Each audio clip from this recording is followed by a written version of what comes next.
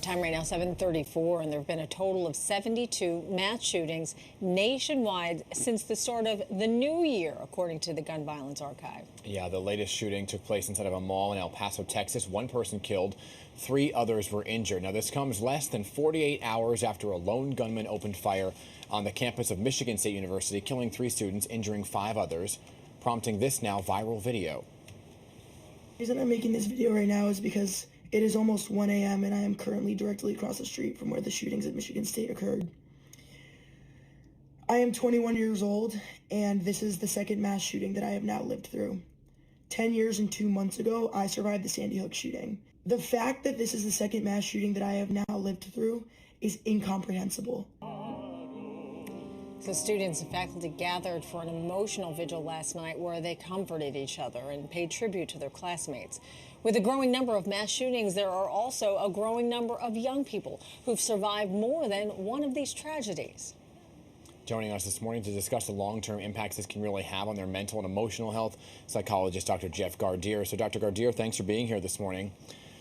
Good morning. And here we are again talking about mass shootings, not only one, but historic level in 2023. Shootings invading our lives, nightclubs, supermarkets, schools, malls. It seems like nowhere's safe. So yesterday's shooting in El Paso happened right next door to the site of that Walmart mass shooting in 2019, killing 23 people. So doctor, even if we're not directly impacted by these shootings, what does it do to the human psyche and to our anxiety levels to wake up again and hear about another mass shooting in the country? Well, certainly, Dan, what we do see is increased anxiety and more of a generalized anxiety where now we become fearful of almost anything that involves being with other people, especially going to school, which should be a safe space, or going to a mall or a movie or a house of worship. But we also see a cynicism that's starting to develop, especially in the younger generation, that we as the older generation, as legislators, as government, are not taking care of them and keeping them safe. And in the long run, I think it just really jades them. They have a feeling that they just cannot trust people. You know, it's really triggering. We heard from Jackie Matthews, you just saw in that TikTok video. She went on to say that she suffered from PTSD, fractures in her lower back from crouching in her classroom during the Sandy Hook massacre. And she says those fractures, they flare up whenever she's in stressful situations. So if the body's responding like this, how does the mind react? And what kind of messages does that send to the rest of your body?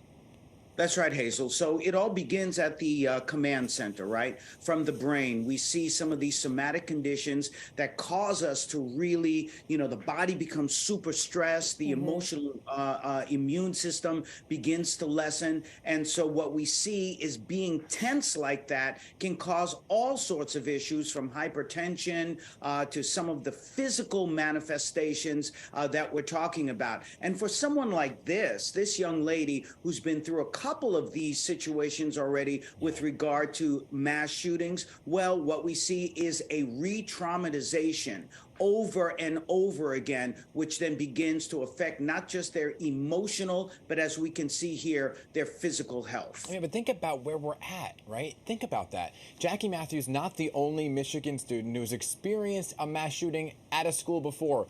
It's one thing to never experience a mass shooting in your life, but then to have some people experiencing it more than once? I mean, what's going on? 18-year-old Emma Riddle, a freshman at MSU, she survived the Oxford High School shooting right outside of Detroit back in 2021. So you're talking about these long-term effects on the mental health being consistently exposed to these types of situations. But it's not only the individual, right? It kind of trickles then to their friends and their family who are also traumatized by it.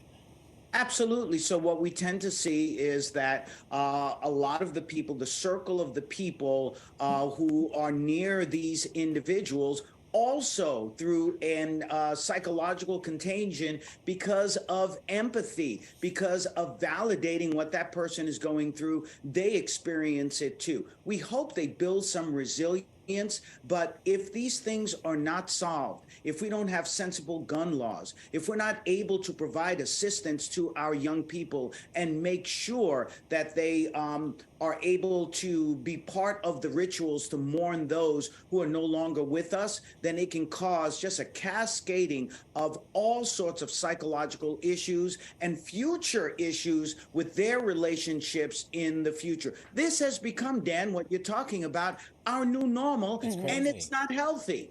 See, one thing we can't avoid, though, is acknowledging the anniversaries of these events. Yesterday marked the 5th anniversary of the Parkland school shooting, where 17 people in South Florida were killed. So my question to you is, how do we get past those days or commemorate those days without it re-traumatizing us?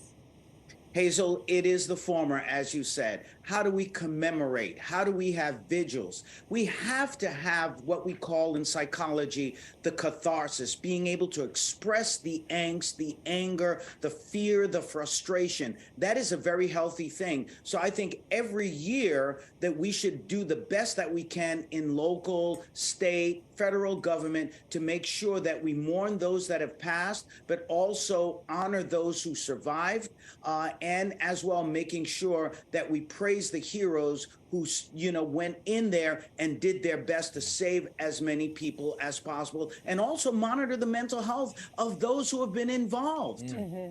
It's tough because there's so many layers to what you just said, because there's not just one anniversary anymore. It's not just one Columbine or one Uvalde. It is something every single week of every month to commemorate and memorize. It's just got to stop. It's just got to stop. Dr. Jeff, appreciate your insight. Appreciate you being here as always to help us kind of navigate these tough waters that we're in.